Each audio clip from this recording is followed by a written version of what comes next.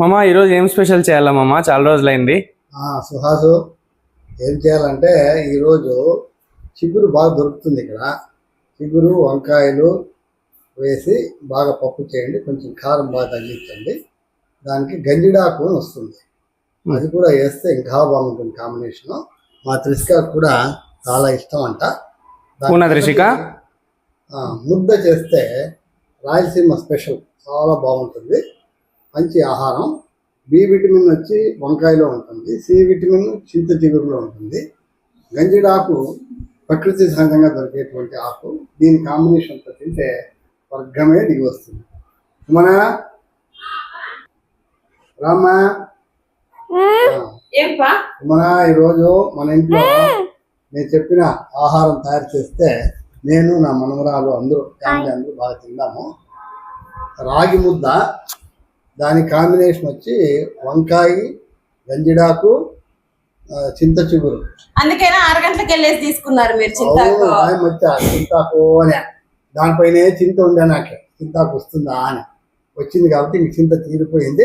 పొద్దున్నే 6 o'clock కి లేసి గంజిరాకు తర్వాత చింతాకు కొన్నారనమాట. ఇప్పుడు చేయమని అంటున్నారు. పదండి మళ్ళీ చూసేద్దాం. వంకాయలు ఉన్నాయి ఇంట్లో, ముళ్ళ వంకాయలు వేస్ట్ చేయండి, చాలా బాగుంటుంది. సూపర్. ఓకే, చూద్దాం. చూసిన తర్వాత ఎట్లుందో. త్రిషిక కూడా నీకు చాలా ఇష్టం కదా, చివరి వరకు చూడండి. ప్రాసెస్ అంతా క్లియర్ గా ఎక్స్ప్లెయిన్ చేస్తాను. మరి ఇంకా మొదలు పెడుతున్నావా? ఇంకా లేటా? వచ్చిన అందుకే వంకాయలు తరుదామని తీసుకున్నా. అసలు పులుసు కారిపోతుంది. కానీ పప్పు కట్ చేసేది కాదు నాకు వేడి. సో వంకాయలు, ముళ్ళొంకాయలు చాలా జాగ్రత్తగా చూసుకుంటూ తరగాలి. చూడండి, ఇక్కడంతా ఇట్లా ముళ్ళులు ఉంటాయి అన్నమాట. జాగ్రత్తగా. ఇంకిప్పుడు చిగురు నీట్ గా వాష్ చేసుకోవాలి. పెద్ద పెద్ద పుల్లలన్నీ తీసేసేయాలి.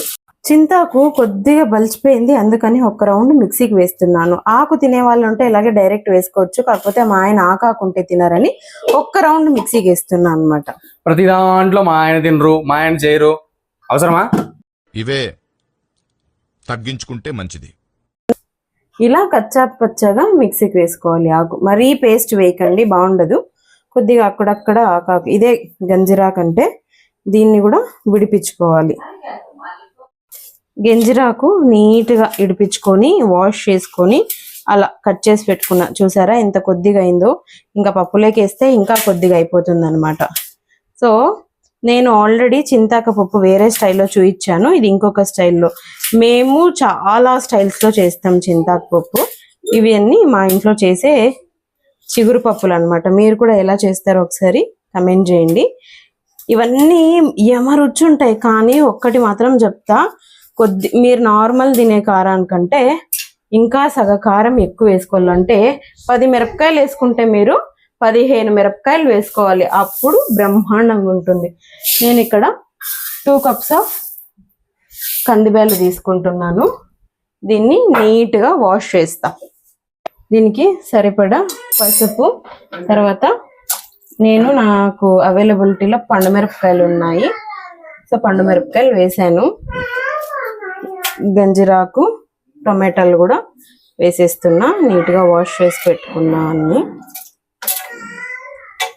బ్యాక్గ్రౌండ్లో వస్తూ ఉంటుంది, ఇగ్నోర్ చేయండి ప్లీజ్. మా త్రిషిక వాళ్ళ తాతయ్యతో ఆడుకుంటూ ఉందన్నమాట.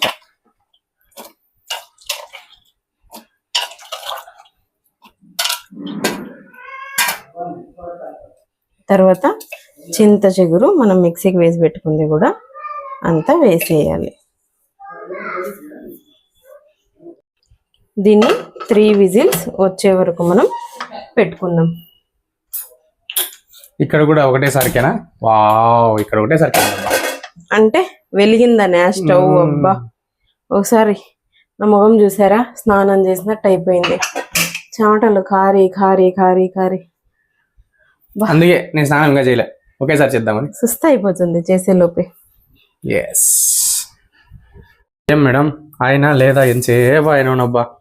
నేను బయటికి కూడా వేసి అదే అంటే చల్లారద్దా? ఒక్కొక్కరు అంత ఈజీ చల్లారుతుంది అనంతపూర్లో. ఉఫు అను చల్లారుతుంది. ఇక్కడ తిరువాత కోసం నేను ఉల్లిపాయలు కూడా తరుగుంచున్నాను. మా అమ్మ, ఇంగ్రీడియంట్ మా అమ్మ మా నాన్న సపరేట్ తీసి నేను మా ఆయన ఎల్లిపాయలు వేసుకొని తింటాం అన్నమాట.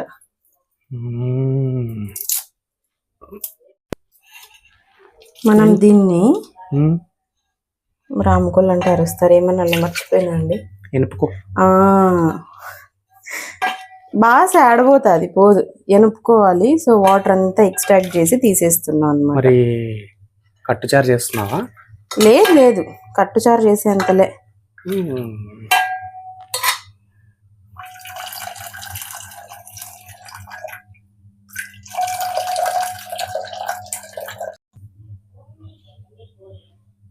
సరిపడా సాల్ట్ వేసి ఎనపాలి, పప్పు గుత్తితో ఎనపాలి. మా ఆయన నాకు ఎనిపేకి సరిగ్గా రాదని చూడండి, ఆడుతూ పాడుతూ పని చేస్తుంటే అలుపు సొలుపేమున్నది, ఇద్దరం ఒకటై చేయి కలిపితే పప్పేమున్నది, దాంతో షారేమున్నది.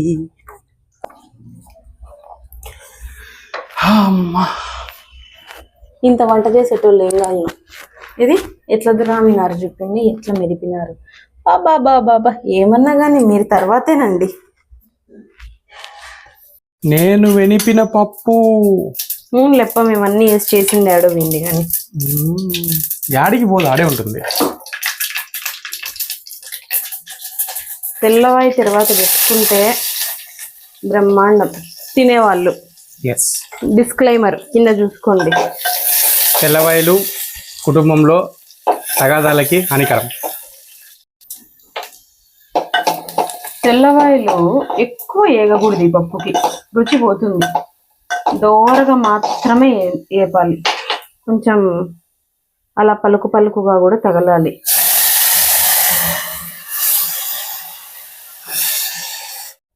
చూసారా పప్పులో తెల్లవాయలు ఎంత షైనింగ్ ఉన్నాయో. ఆహా, ఒక్క మరుగు మరగాలి అంటే ఒక్క ఉడుకు పట్టాలి, అంతే పప్పు రెడీ అయిపోతుంది. ఇంకా ఆహా, ఇండ్లంతా స్ప్రెడ్ అయిందనమాట వాసన. మీరు కూడా పక్కా ట్రై చేసుకోండి, ఇలా ఖచ్చితంగా బాగుంటుంది. ఎట్లుంటుందో కూడా కమెంట్ చేయండి. మీరు కూడా అందరూ మన ఆంధ్ర వాళ్ళందరూ చేసేవాళ్ళే కదండి చింత చిగురు పప్పు, ఏ స్టైల్లో చేస్తారో కమెంట్ చేయండి. కాకపోతే ముళ్ళు వంకాయ దొరికితే ముళ్ళ వంకాయ ట్రై చేయండి, అద్భుతంగా ఉంటుంది రుచి.